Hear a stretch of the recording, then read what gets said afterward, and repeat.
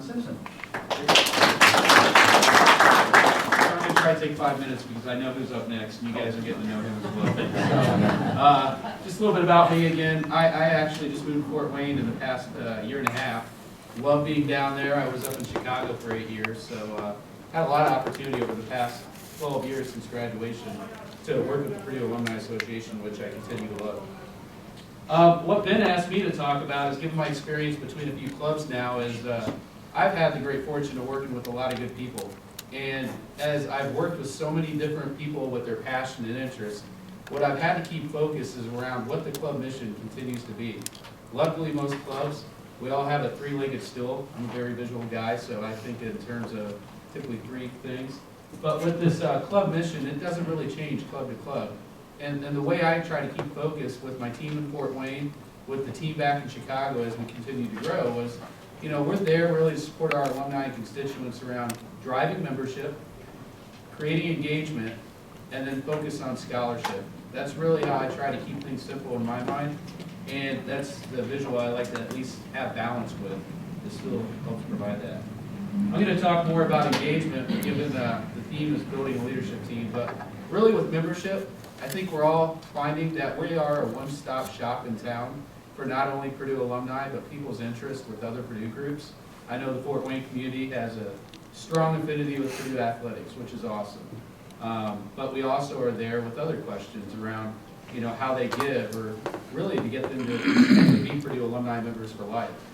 When it comes to scholarship, building the team, or at least working with our team each year, it's not just about the golf outing. It's also about what are the strategies to generate funds. I know in Chicago, their innovation happens like every meeting each month anymore with how they generate funds and proceeds. And it's just amazing what other clubs are doing outside just the traditional golf outing. And so how we do that and how we drive selection with our process with our recipients, the PACE membership and the PACE program is just an amazing thing to latch onto as a club team anymore. So love the scholarship focus. But with engagement, it's not just the events we do, but it's more about the outreach as well. Not everybody's going to come to our events, and so as we build a leadership team, we need to recognize how are we resourcing internally to reach people through those mailings, through emails, through social media. And personally, if we don't have the skill, how can we go recruit for that if it's a popular trait within our community? The diversity in events and programs is really important with engagement. Not just the social gatherings, which I can imagine being further away from Indiana. It's really about the game watching and some of those big events that we get to watch on TV. But really the community service, the philanthropy, the networking that our alumni and constituents are looking for when we come together. And then the levels of getting involved becomes the interesting topic, and really where I wanted to think about, when I'm asked how I build a leadership team, it's really about the discussion of, do people want to be members, and do they understand they're a member of the club, typically if they're a member of Purdue alumni, or if you have an activity fee or something local, or do they want to be leaders? You get one shot to talk to them. And really that's where I look at the pieces of a puzzle. So we have the pieces of a puzzle typically as those that want to be members, right? They do like to come to the events and they like to be involved that way. But then you get that one pitch when people say they want to get involved. Maybe they're asking to be an event chair, or be on a committee, or be a leader of event annually. And then finally, officers. People do have that long-term interest in their professional careers in the community to get involved with organizations like us. So when I hear get involved, usually it's not about, I want to be a member of the Purdue Club of Fort Wayne. It's about, how can I recruit you if you have the interest and passion to do this? And what I typically have done now in Fort Wayne, I've learned in Chicago, it's all about meeting people one-on-one. You got to take the time as a club leader to get to know people one-on-one early, so you can be candid about their expectations and what you're looking for as far as the pieces of the puzzle. And if you find out the time available they have is not monthly to make meetings, maybe it's more about, they want to be a part of that event that they loved attending last year, that's great. Put them on the event team. But create opportunities if needed.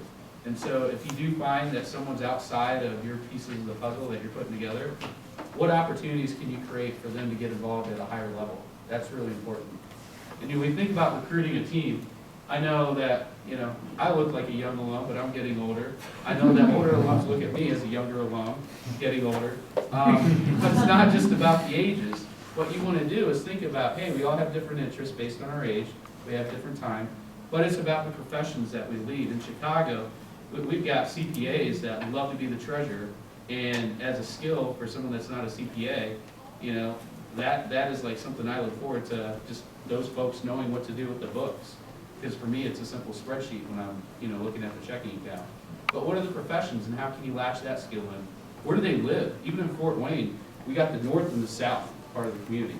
People may not want to travel the 20 minutes from the north to the south. If I can tell you where I lived up near Wisconsin and Chicago, people didn't want to travel from the north suburbs down to the western, southwestern suburbs.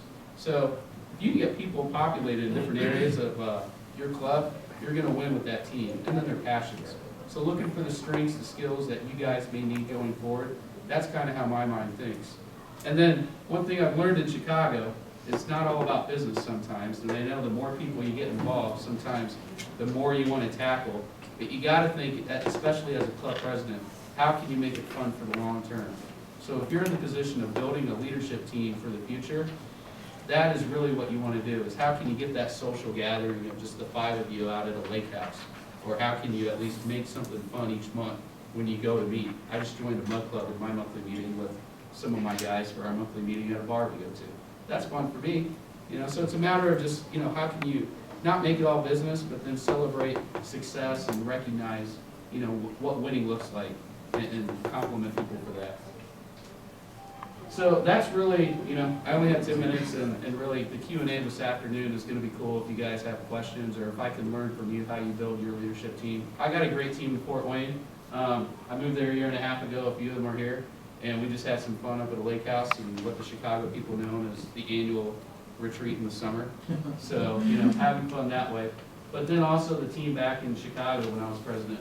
It's really about building the team together. So what you got to do as a club leader, especially in the shoes of a president, is take the time to learn what they want to do. You know, you may have great ideas, you may go to a conference like this, but you got to go at the pace of the people you're working with. And if they're not excited, you may not achieve all the goals. That really, it's not about you, it's about what the team wants to do, right?